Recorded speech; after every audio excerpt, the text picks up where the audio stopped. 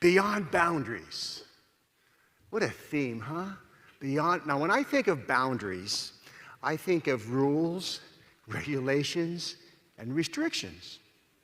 And I think of the parents and the teachers and the supervisors who hold us accountable with regard to those boundaries. Now, that's not a bad thing.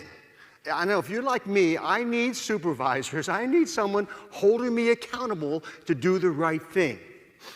But beyond boundaries is something different. I think of those leaders, those teachers, those supervisors, those parents who inspire us to go beyond the call of duty, to do more than we have to do it not because they tell us, but because we want to. I would like to share with you what the research says about how to make that happen. And not just for other people, but for yourself. Here's the deal. How can we inspire people and ourselves to be self-motivated? There's another word. It's called empowerment. You've heard that word, right? Now, the management definition of empowerment is get her done. Just get her done with fewer resources and less time. I empower you. Make it happen. I'm talking about feeling empowered. That's different. Feeling empowered is when you're self-motivated. Now, if you want to know if you feel empowered or if your child, your student, your worker feels empowered, ask them 3 questions. And if they say yes to these 3 questions, they will feel empowered. And by the way, this is not based on common sense. It's based on research. But you've all been there, so it'll feel like common sense. Question number 1, can you do it? Albert Bandura calls it self-efficacy. Do you believe you can do it? Do you have the time, the knowledge, and the training to do what we're asking you to do? If you answer yes, good. Second question, will it work? Do you believe that we're asking you to do the process will work? Albert Bandura calls that response efficacy, believing that the behavior will lead to the ultimate outcome. By the way, that takes education, right? We have to show them the data. We might show them some theory. We show them, teach them why this might work. I just used the word education. Earlier, I used the word training. Is there a difference? In elementary school, we call it education. Middle school, education. High school, education. College, higher education. Then you go to industry. What do you call it? Training. You have your training department. There must be a difference. Well, you know the difference. Do you want your kids to have sex education or sex training? And your kids might answer the question differently. Because you know that training means you do the behavior and you get feedback. That's powerful. Powerful. Have you ever heard this word, online training? It's an oxymoron, isn't it?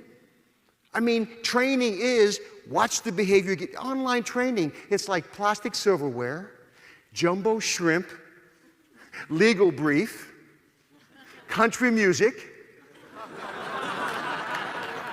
I mean, it doesn't work. Okay, so if you answer yes, it will work. Third question, is it worth it? So we've had a training question, we've had an educational question. This is the motivational question. Do you believe the consequences? This is about consequences. B.F. Skinner taught us this, selection by consequences. Dale Carnegie quoted B.F. Skinner doing it. Consequences. Is it worth it? So you have to convince people that it's worth it. Now, by the way, if you answer yes to those 3 questions, you feel competent. Am I right? You feel competent at doing worthwhile work. You've all been there. When you feel competent at doing worthwhile work, you're more likely to be self-motivated. You've been there. No one has to be looking over you. You feel, now here's the challenge, leaders, teachers. How do you inspire people to feel competent? Well, you give them feedback. You give them recognition. You show them they are competent. Okay, I got one more, another C word. Choice. Your common sense will tell you. When you believe you have a sense of autonomy, a sense of choice in what you're doing, you feel more self-motivated. B.F. Skinner taught us that too. In his book, Beyond Freedom and Dignity, way back in 1971, reading that book changed my life because I realized that I am controlled by consequences. But sometimes I don't feel controlled. When I'm working for a pleasant consequence, it feels good. It feels like I'm working to get something. When I'm working to avoid an aversive consequence, I feel controlled. That's called negative reinforcement. So here's a challenge, leaders. How do we get people to become success seekers rather than failure avoiders? First day of introductory psychology class. I teach 2 classes of 600 students. Maybe some of you have been in that class. And remember, the first day I say, how many are here to avoid failure? And 80% raise their hand. And I say, well, thanks for coming. I know you're motivated, but you're not happy campers. You probably told your friends, I got to go to class. It's a requirement. Not I get to go to class. It's an opportunity. You probably woke up to an alarm clock, not an opportunity clock. And it's all in how you see it. Really, it's all in how you see it. It's your paradigm. It's how you communicate to others and how you communicate to yourself. So Ellen Langer said in her book, Mindfulness, she said, and psychologists know, when you perceive choice, you perceive motivation. You're more motivated. So the deal is, for yourself, sit back and reflect. Be mindful of the choices you have. And talk about being a success seeker rather than a failure avoider. It's all how you talk, how you communicate to yourself and to others. I've got a 4th C word, community. Powerful word. Psychologists know that social support is critical. People who perceive a sense of relatedness, a sense of connection with other people, they feel motivated and they're happier. I want to recite a poem. It's called The Cookie Thief by Valerie Cox. And as I recite this poem, there's only 2 characters, a man and a lady. Put yourself in the situation. Be mindful. Think about the situation and what you would do. Okay, here we go.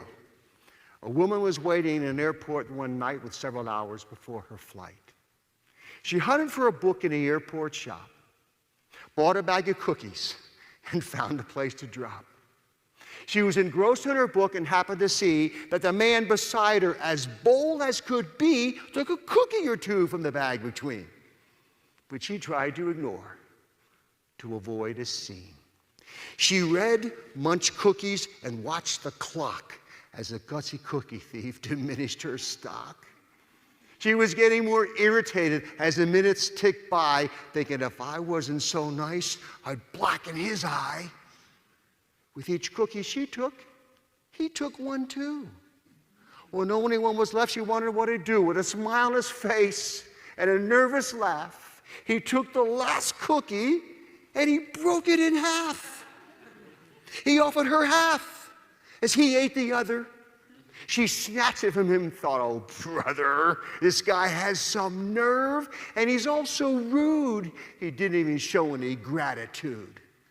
She had never known when she'd been so galled, and she sighed with relief when her flight was called. She gathered her belongings and headed for the gate, refusing to look back at the thieving ingrate.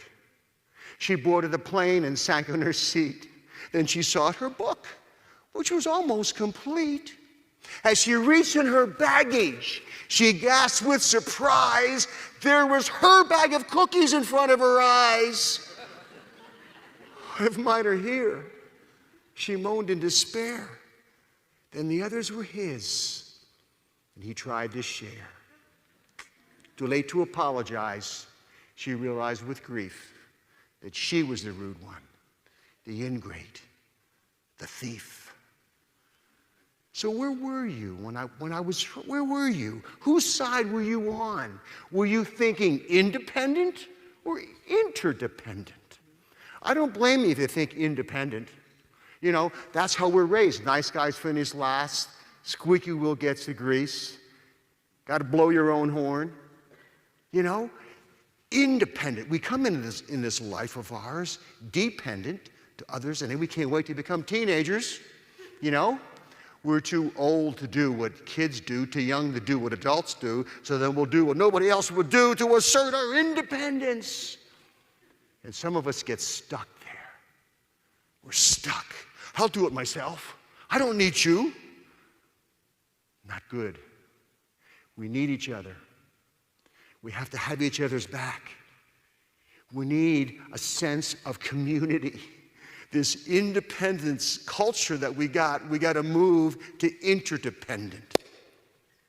Okay, 4 C words that can fuel self-motivation and I think can fuel actively caring for people. Let me tell you a story to put it all together. It happened over 60 years ago. I remember it like yesterday. My parents asked me, "Hey, Scott, how'd you like to get drum lessons?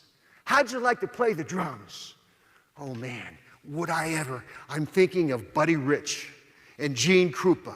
Most of you guys don't know those names, but they were the drummers. In those days, a drum was in the front of the band. They had white pearl drum sets, and I saw myself. That was my vision. I had a vision, consequences, that was my vision, and I said, yeah, I want to take drum lessons. So the teacher would bring his drum and set it next to mine. I didn't have a nice drum like this. My parents bought me a beat-up old drum at an auction, and they said to me, if you get better, if your teacher tells us they're holding me accountable. Teacher says you're getting better, we'll get you a better snare drum and then a bass drum and then some cymbals, and that was my vision, and that kept me going. Consequences. So the teacher would come in and he would show me stuff. You know, this is how left hand, this is how Buddy Rich plays with his left hand and his right hand, and they would just do things like a flam. Can you hear that in the back? You okay? And this is a rim shot. He would show me stuff. I was just 10 years old, remember? And when he showed me stuff, I felt, wow. He showed me this little simple drum beat. Watch me, Scott. Watch this. And I practiced it, and I did it. I'm feeling competent. He showed me a paradiddle. Listen, paradiddle, paradiddle. And he said, you go home and you practice. Next week, I want to see your paradiddle. And I said, watch this. And I'd say, watch this. He said, that's a double paradiddle. Hey, we didn't get there yet. I'm reading ahead. Because I'm self-motivated. I feel competent. I'm walking through Muhlenberg High School, Allentown, Pennsylvania, and I see the music teacher, and he says, I heard you're learning to play the drums. I said, yeah, and I'm getting good. He said, you can march in the band. You can be the snare drummer. Whoa, that felt good. Another vision. Then the teacher comes into these were private lessons, by the way, $2. $2, that was a long time ago. She said, Scott, you ready to do a drum roll? I said, of course, I'm ready for a drum roll. He says, watch, Scott, here you go, watch this. Would you do that again?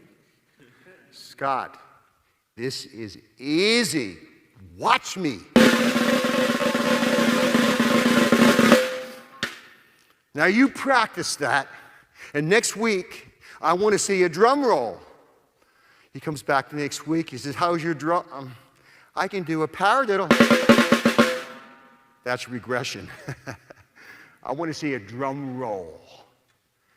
Week after week, now we're talking about distress. Now we're talking about apathy. Now we're talking about learned helplessness. That's what psychologists call it. I remember walking through that elementary school and seeing the music teacher, and he said, so Scott, how you doing? How are the drums? Not so good. I can't do a drum roll. You know, like adults always say, never say can't. You can be anything you want to be, Scott. No, I can't do a drum roll. I've tried and I've kind of given up. And he said, Scott, when you ever get overwhelmed, break it down. Break it down. Can you do a paradiddle? Yeah. Okay, what's the second beat? 2 beats. Yeah, well, that's a drum roll, Geller. It's 2 beats. You go home and you practice and you say, Dada Mama. Remember, I was just 10. You go, Dada Mama, Dada Mama, Dada Mama, Dada. It's a drum roll. That teacher came back the next week.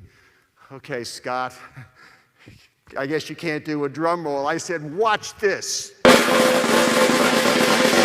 He said, whoa, how'd you learn to do that? And I showed my teacher.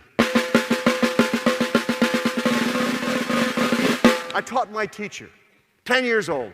He said, I had forgotten that I got into the habit of just doing this and forgot that it's 2 beats. You taught me how to teach the drum roll, Scott. There's a lesson there. We can always learn from each other. We need to have the humility to accept feedback and the courage to speak up.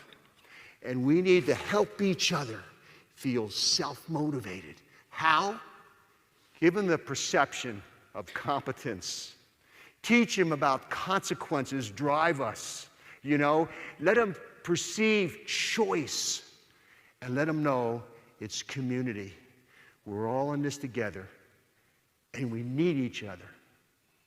Thank you.